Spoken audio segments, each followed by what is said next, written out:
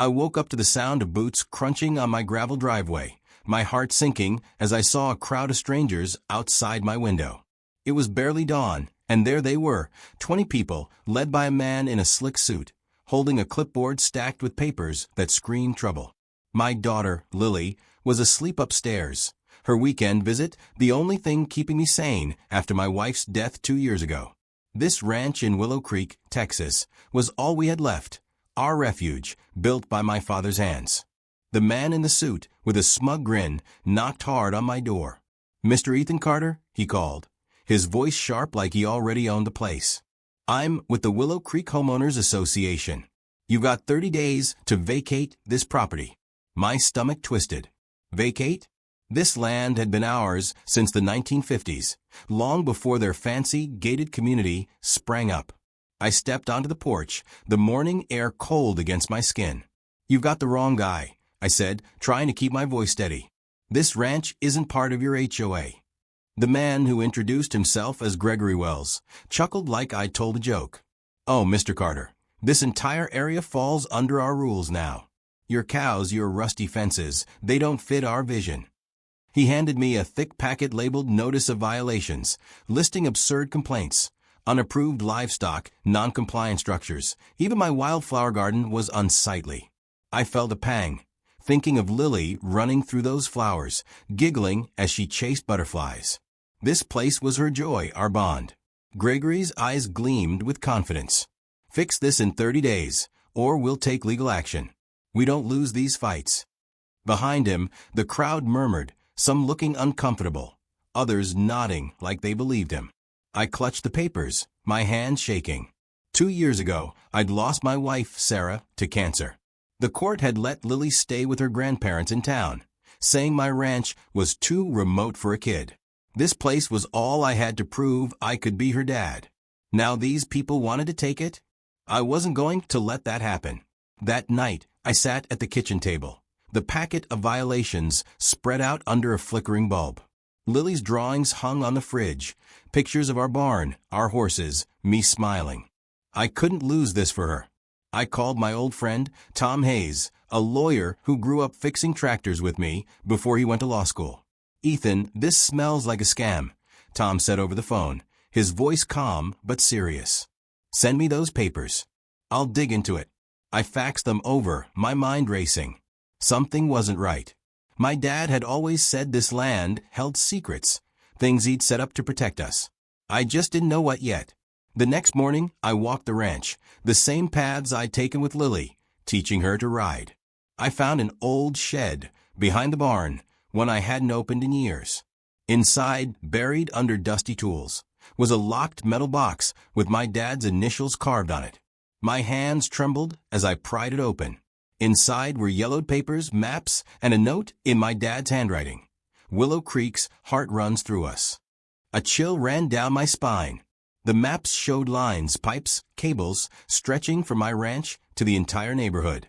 I didn't understand it all, but I knew it was big. I called Tom again. "You need to see this," I said, my voice tight. "I think my dad left something that changes everything." As I waited for Tom, I heard a car engine. Gregory's sleek SUV pulled up again, this time with a woman in a sharp blazer. She had a camera, snapping photos of my fence, my barn, even Lily's tire swing. "What now?" I demanded, storming out. Gregory smirked. "Just documenting violations, Mr. Carter. We're building a case." The woman didn't look at me, just kept clicking her camera. I felt exposed, like they were stealing pieces of my home. That night, I couldn't sleep. Lily's visit was tomorrow, and I didn't want her to see me like this, scared, angry, helpless. I stared at the maps, trying to piece together what my dad meant. Those lines, pipes, and cables seemed to connect my ranch to every house in Willow Creek. Did I own something bigger than I thought? The thought made my heart race. I wasn't just fighting for my home. I was fighting for something they didn't even know they needed. Tom showed up at my ranch the next afternoon, his old pickup rattling down the driveway. Lily was with me, feeding the horses, her ponytail bouncing as she laughed. I didn't want her to see my worry, so I forced a smile. "Tom's here, kiddo. Want to say hi?" She nodded and ran off, but my eyes were on the metal box from Dad's shed. Tom stepped out, his boots dusty, holding a folder thick with papers. "Ethan, you weren't kidding," he said, glancing at the maps I'd spread on the porch table. "This is big, really big." We sat down, and he started flipping through the documents. "Your dad didn't just own this ranch. These maps show he built a water system that feeds all of Willow Creek. Every house, every sprinkler, your pipes." I stared, my mind spinning. "You're saying I'm keeping their lawns green?" Tom nodded. "And their lights on. There's an electrical setup too. Your dad was a genius." I felt a mix of pride and panic. Why didn't he tell me? Lily ran up, holding a daisy. "Daddy, look," she said, then noticed Tom's serious face. "What's wrong?" I hugged her. "Nothing, sweetheart. Just grown-up stuff." But my heart ached. If I lost this place, I'd lose her smiles too. That evening, Gregory Wells came back, this time with a new face, a woman named Diane Foster, the HOA's treasurer. She had cold eyes and a clipboard, checking off things like she was grading my life. "Mr. Carter," Gregory said, his suit crisp despite the Texas heat, "your violations are piling up. We're adding fines, $500 a day." I clenched my fists. "This is my land. You can't fine me for living here." Diane smirked, scribbling something. "Your land's a problem, Ethan. It's dragging down property values. We've got buyers ready to turn this into something better." I froze. "Buyers? What buyers?" I asked, my voice low. Gregory leaned in, his grin sharp. "People who want progress. Not cows and dirt." I wanted to punch him, but Lily was watching from the porch, her eyes wide. I took a breath. "Get off my property," I said. They left, but Diane's word stuck with me. Buyers meant they weren't just after fines, they wanted my ranch gone. That night, I couldn't stop thinking about Dad's note. Willow Creek's heart runs through us. I pulled out the maps again, tracing the lines. They led to a spot marked Control Hub near the old oak grove. I grabbed a flashlight and headed out, the night air cool and quiet. The grove was overgrown, but I found a concrete slab hidden under vines. It took an hour to clear it, my hands scratched and sore. Beneath was a locked hatch, rusted but solid. My heart raced. What was Dad hiding? The next day, I called Tom to meet me at the hub. He brought tools, and we pried it open. Inside was a small room, walls lined with old gauges and switches. A dusty logbook sat on a shelf. I flipped it open, my hands shaking. Pages listed water and power outputs, dated back to the 1970s. One entry caught my eye: Willow Creek HOA formed, 1985. Agreed to lease community lot from Carter Land. I looked at Tom. "Lease? You mean the community center?" He nodded, his eyes wide. "Ethan, you might own the land their fancy buildings on." My jaw dropped. A twist I hadn't seen coming. If I owned that land, Gregory's threats were empty. But then my phone buzzed, a text from an unknown number. "Sell now, or things get worse." My blood ran cold. I showed Tom. "They're not playing fair," he said, his voice grim. "We need to hit back." That afternoon, Lily and I were fixing a fence when a drone buzzed overhead, its camera glinting. "Daddy, what's that?" she asked, scared. I pulled her close. "Just a toy, baby." But it wasn't. It was Gregory watching us. I felt trapped, like a hunted animal. Later, at the diner, I overheard two neighbors whispering about the HOA's big meeting. "They're saying Ethan's ranch is a health hazard," one said. My heart sank. They were turning the town against me. I drove home, Lily asleep in the back seat, and called Tom. "They're spreading lies," I said. "What do I do?" He was quiet for a moment. "Come to that meeting, Ethan. Bring the logbook and maps. Let's show them who's really in charge." I hung up, staring at Lily's sleeping face. This wasn't just about me anymore. It was about her, our home, and Dad's legacy. I wasn't going to let Gregory and Diane win. The morning of the HOA meeting, I woke up to find my front gate spray-painted with the word Evict. Lily saw it before I could cover it, her eyes filling with tears. "Why do they hate us, Daddy?" she asked, her voice small. I hugged her tight, my heart breaking. "They don't hate us, sweetheart. They're just confused. But inside, I was burning. Gregory and Diane were crossing lines I couldn't forgive. I grabbed the logbook and maps, determined to fight back. Tom met me at the community center, a shiny glass building that now felt like a snake's den. "Ready?" he asked, adjusting his tie. I nodded, clutching the metal box. Inside, the room was packed, neighbors I'd known for years, now staring at me like I was the problem. Gregory stood at a podium, his suit crisp, Diane beside him with a smug smile. "Let's begin," Gregory said, his voice smooth. "Mr. Carter's property is a blight on Willow Creek. We've got evidence, photos, reports, even health violations." A screen lit up with drone shots of my ranch, the barn, the fences, Lily's tire swing. My neighbors gasped, and I felt their eyes on me. "That's my home," I shouted, standing up. "You're twisting the truth." Diane laughed, sharp and cold. "Truth? Your ranch is a hazard, Ethan. We're protecting this community." A neighbor, Mrs. Clara, spoke up. "He's got cows. My kids could get sick." I wanted to scream, but Tom grabbed my arm. "Wait," he whispered. "Let them talk themselves into a corner." Gregory kept going, showing a fake report claiming my land had contaminated water. My blood boiled. I knew our water was clean. Dad's system made sure of it. Then came the twist. Diane held up a contract. "Mr. Carter's land was annexed into our HOA in 1990, she said. "He's bound by our rules." The crowd murmured, and I felt the room closing in. Annexed? That was a lie. I looked at Tom, who was flipping through the logbook. "They're bluffing," he muttered. "Your dad never signed anything like that." I stood again, my voice shaking but loud. "You're lying, Diane. My family never joined your HOA." Gregory smirked. "Prove it, cowboy." That's when I opened the metal box and pulled out the lease agreement. "This says I own the land under this building," I said, holding it up. The room went quiet. Diane's face paled, but Gregory laughed. "A fake document? Nice try." I handed it to Tom, who walked to the podium. "This is real, folks. Dated 1985, signed by the original HOA board. Ethan's dad leased this lot to you. He owns it." Whispers spread through the crowd.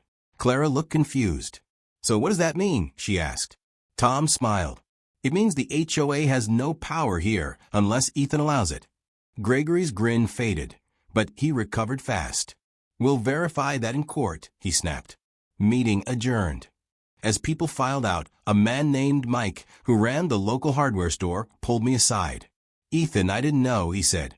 "They told us you were ruining the town." I nodded, too angry to speak. That night, I tucked Lily into bed, her eyes still red from the gate. "Are we going to lose the ranch?" she asked. I kissed her forehead. "No way, kiddo. I promise." But as I left her room, my phone buzzed again. Another text. "You'll regret that stunt." My heart pounded. I called Tom. "They're not stopping," I said. "What's next?" He sighed. "They're desperate. I found something else in the logbook. Your dad's system doesn't just control water. It's tied to their power grid too. You could shut it all down." I froze. Shut down Willow Creek? That was power I didn't want, but it was a weapon.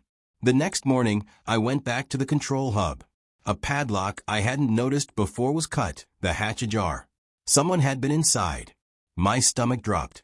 I climbed down and saw a new switch labeled Main Grid Override, with a fresh wire running out. Someone was messing with Dad's system. I called Tom, my voice shaking. "They're in my hub, Tom. They're trying to take control." He cursed. "That's illegal. We need to get to the county office now." As I drove to town, Lily in the backseat, I saw Gregory's SUV parked near the hub. He wasn't giving up. Neither was I. I sped toward the county office, Lily quiet in the backseat, clutching her stuffed horse. My mind was racing after finding the tampered control hub. Gregory and Diane were playing dirty, and I wasn't sure how far they'd go. Tom was waiting outside the office, holding a stack of papers. "Ethan, I pulled records," he said, his face grim. "The HOA's been forging documents for years. Your dad's lease was buried in their files, marked as void." I clenched my jaw. "Void? They think they can erase my family's rights." Tom nodded. "They've been bribing county clerks to keep it quiet. but I found proof. He showed me a faded letter from 1985, signed by the original HOA board, confirming my dad owned the community center's land and the water system. Then came the first twist. A second document showed Gregory had tried to buy the land in secret last year, using a fake name. He's been planning this, Tom said. He wants your ranch for a developer. My blood boiled. This wasn't just about fines, it was a land grab. Back at the ranch, I hid the documents in Dad's metal box, my hands shaking. Lily tugged at my sleeve. Daddy, are we safe? She asked, her eyes big.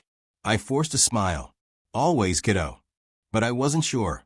That afternoon, I went to the diner to clear my head. Clara, the neighbor from a meeting, was there, sipping coffee. Ethan, I'm sorry, she said, looking guilty. They told us you were trouble. I didn't know about the land. I nodded, too tired to argue. It's okay, Clara. They fooled a lot of people. She leaned closer, her voice low. Be careful. Diane's got a guy following you. I saw him near your place. My stomach dropped. A guy following me? That explained the drone, the texts. I thanked Clara and left, my heart pounding. Back home, I checked the ranch's fences and found another twist. Tiny cameras hidden in the bushes pointed at my house. Someone was watching every move. I ripped them out, my hands shaking with rage. Gregory, you're done, I muttered. That night, Tom came over and we planned our next move. We need to confront them at the county hearing, he said. Show the judge your dad's documents. I agreed, but then my phone rang, a block number. I answered, and a rough voice said, Stop digging, Carter, or your kid pays. My heart stopped. I looked at Lily, asleep on the couch, her stuffed horse in her arms. Who is this? I demanded, but the line went dead. I told Tom, my voice shaking. They're threatening Lily now. He cursed. We need to move fast. The hearing's tomorrow. The next morning, I dropped Lily off at her grandparents', hating to leave her, but knowing she'd be safer. At the county office, the hearing room was packed, neighbors, HOA members, even reporters. Gregory and Diane sat up front, looking confident. The judge, a stern woman named Ellen Brooks, called the case. Mr. Carter, you claim ownership of the community center's land, she asked. I stood, holding Dad's lease. Yes, ma'am. My dad signed this in 1985. The HOA's been lying.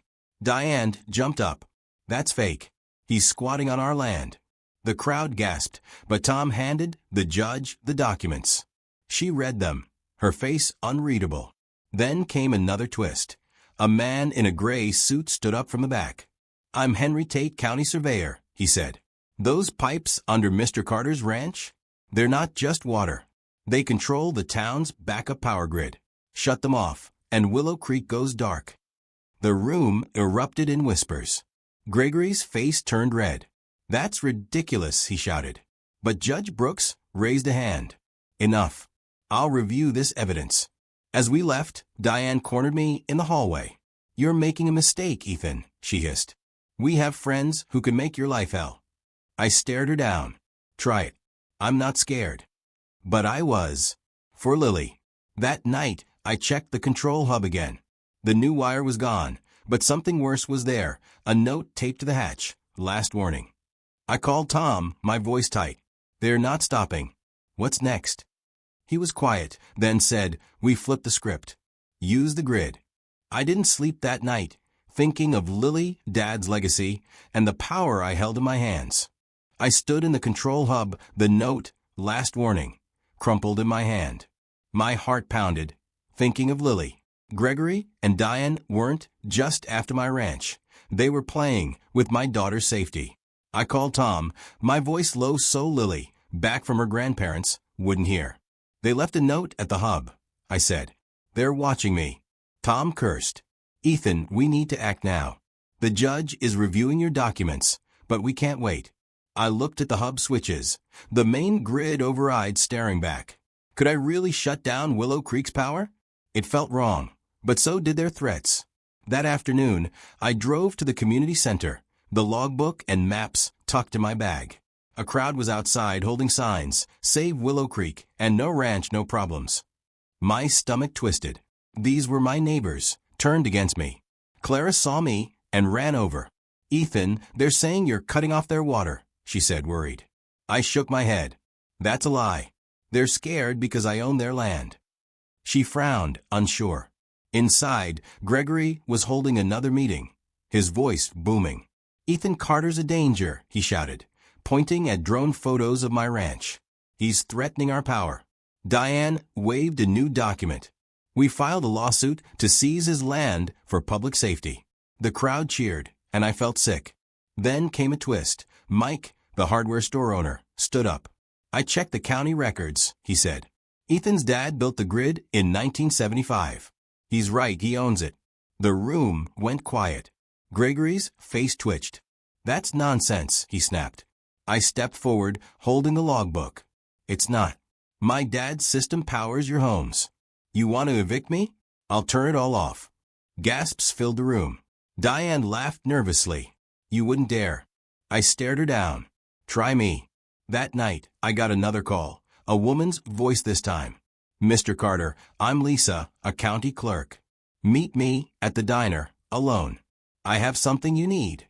My gut said it was a trap, but I went. Lisa, a nervous woman in her 40s, slid me a folder. "Gregory paid to hide this," she whispered.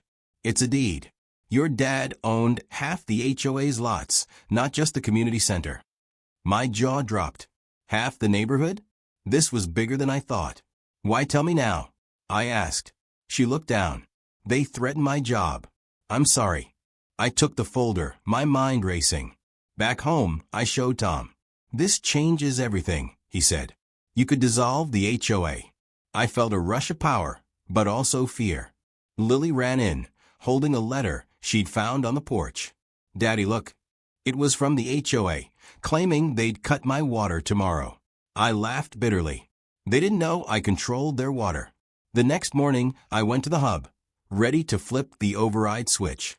But another twist stopped me cold. The hub's main panel was sabotaged, wires cut, gauges smashed. Gregory's people had been here again. I called Tom, panic rising. "They're trying to lock me out of my own system." He told me to meet him at the county office. As I drove, I saw a black van following me, the same one Clara mentioned. My hands gripped the wheel. At the office, Tom had news. "I found a witness," he said. "A retired engineer, Bob Klein, who worked with your dad. He's willing to testify about the grid." I felt hope, but then my phone buzzed, a photo of Lily at her grandparents' house, taken from outside. My blood ran cold. "Tom, they're watching her," I said, my voice shaking. He grabbed my arm. "We go to the judge now. End this." I nodded, but fear clung to me. Gregory wasn't just fighting for land, he was fighting dirty. And Lily was in the crosshairs. I looked at the deed in my hand, my dad's legacy. I wasn't backing down, but I had to be smart. They thought they could scare me. They were wrong. The county courthouse was packed, the air thick with tension. I sat next to Tom, the deed and logbook on the table, my heart pounding as I thought of that photo of Lily. Judge Brooks called the session to order, her eyes sharp. "Mr. Carter, present your case," she said. I stood, my voice steady despite my fear. My dad owned the land under the HOA's community center and half their lots. He built the water and power systems. They're trying to steal it. I handed her the deed from Lisa. Gregory jumped up. "That's a forgery," he shouted. Diane nodded, her smile tight. "He's desperate, Your Honor." But Tom slid forward Bob Klein's affidavit. "This is from an engineer who installed the grid with Ethan's dad," Tom said. "It confirms the Carter family's ownership." The crowd murmured, and I saw doubt in my neighbor's eyes. Then came a twist. Judge Brooks held up a fax. "I received this today," she said. "A 1990 survey shows the HOA's boundaries exclude Mr. Carter's ranch." Gregory's face went white. "That's impossible," he stammered. The judge raised an eyebrow. "Care to explain, Mr. Wells?" He fumbled, but Diane cut in. "We have a signed annexation from Ethan's dad." I laughed bitter. "My dad never signed that. You forged it." The judge called a recess to verify the documents. Outside, Clara approached me. "Ethan, I checked my lot's title. It's in your dad's name too. They lied to us all." My heart raced. The HOA was crumbling. But then my phone buzzed again. Another photo, this time of Lily's stuffed horse on my porch with a knife through it. I showed Tom, my hand shaking. "They're targeting her," I whispered. He cursed. "We need security. I'm calling the sheriff." That night, I moved Lily to a friend's house, hating every second she wasn't with me. I went to the control hub, ready to shut down the grid as a last resort. But another twist hit. The hatch was welded shut, a fresh seal gleaming. They'd locked me out completely. I called Tom, my voice breaking. "They've blocked the hub." He was calm. "We don't need it yet. Bob's coming to court tomorrow. He's got photos of your dad's system." The next day, Bob, a gruff man in his 70s, took the stand. "I built those pipes with John Carter," he said. "The HOA knew they leased his land. They hid it to sell lots." The crowd gasped. Gregory stood, red-faced. "He's lying."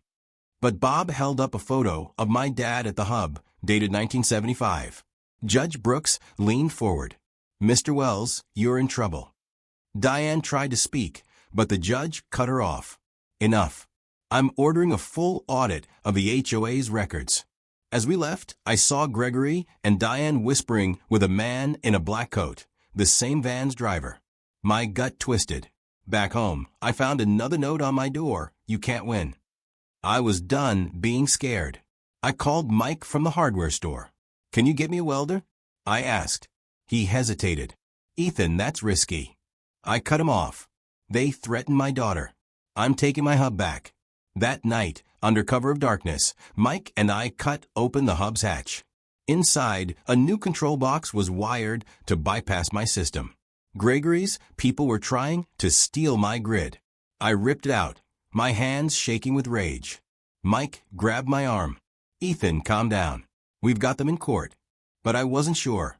The photos, the knife, the van, they were closing in. I looked at the override switch, my finger hovering. One flip, and Willow Creek would go dark. I didn't want to, but they were pushing me. I called Tom. "Tomorrow's it," I said. "We end this." He agreed. "Bring everything. We're exposing them for good." I hung up, thinking of Lily's smile, Dad's legacy, and the power in my hands. They thought they could break me. They were about to learn how wrong they were. The courthouse felt like a battlefield the next morning. I walked in with Tom, carrying Dad's metal box, the logbook, and every document we had. Lily was safe with her grandparents, but the photo of her stuffed horse with a knife through it haunted me.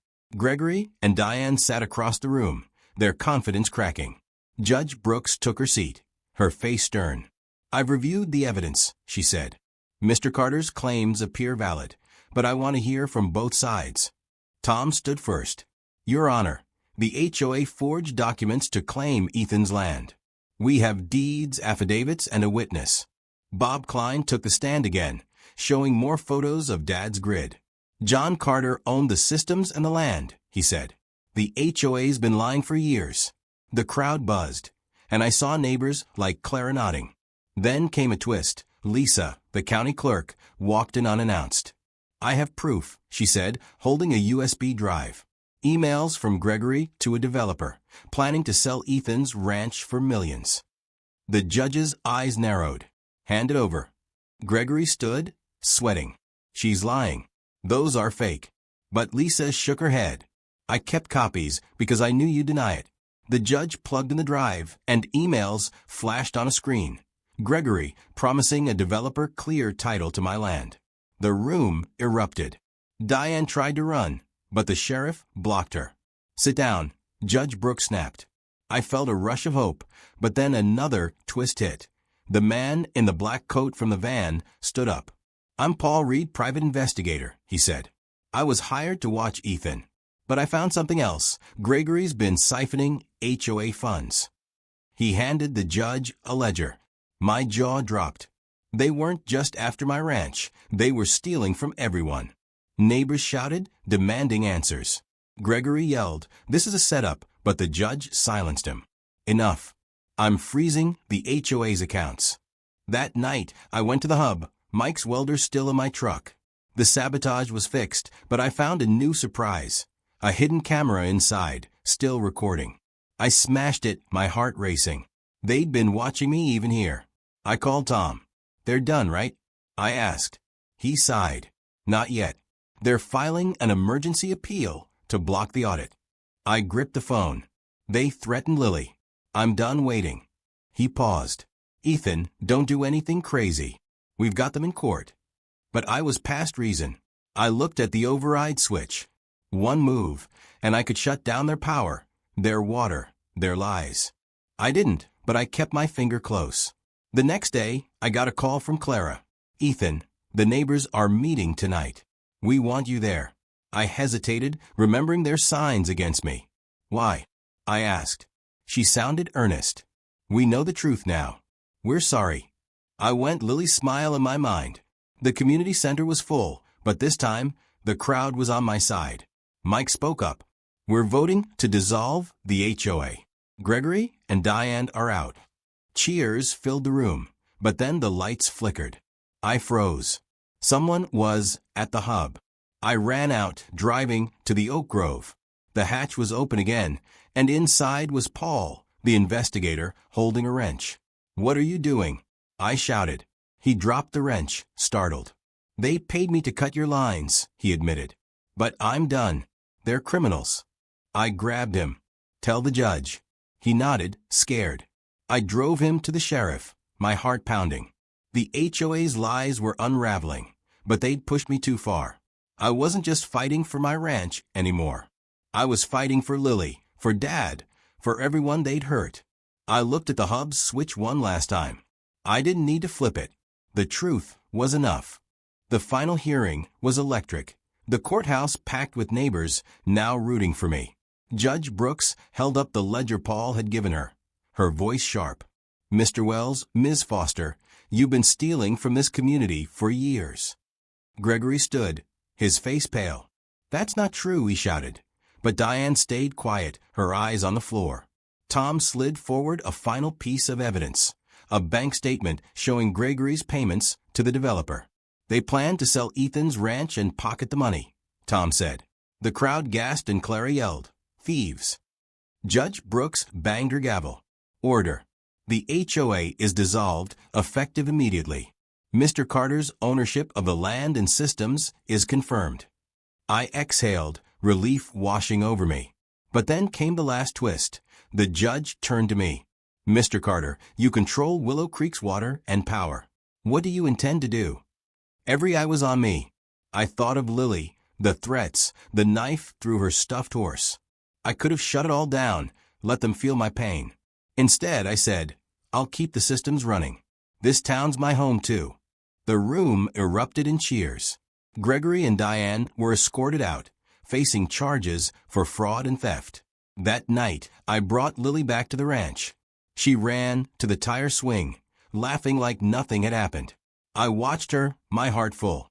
Clara and Mike came by, carrying a pie. "Ethan, we're starting a new community board," Clara said. "No HOA nonsense. Will you join?" I smiled. "Only if Lily can vote too." They laughed, and Lily grinned, holding my hand. Later, I walked to the control hub, the logbook in my hand. I didn't need to flip the switch. Dad's legacy wasn't just pipes and cables. It was standing up for what's right. I fixed the hub, upgraded the gauges, and shared the water system's plans with the new board. Willow Creek was ours again, not just mine. The next week, Lily and I planted wildflowers by the barn, her favorite. "Daddy, you're like a superhero," she said, dirt on her cheeks. I laughed. "Just a guy who loves you, kiddo." The threat stopped, the cameras were gone, and the black van never came back. Gregory and Diane moved away, their names mud in town. I heard they faced jail time, but I didn't care. I had my ranch, my daughter, and my peace. The moral hit me as I watched Lily run through the fields. Power isn't about control. It's about protecting what matters. Dad knew that when he built the grid, and I learned it fighting for our home. Willow Creek wasn't perfect, but it was ours, and we'd rebuild it together. No lies, no greed, just neighbors looking out for each other.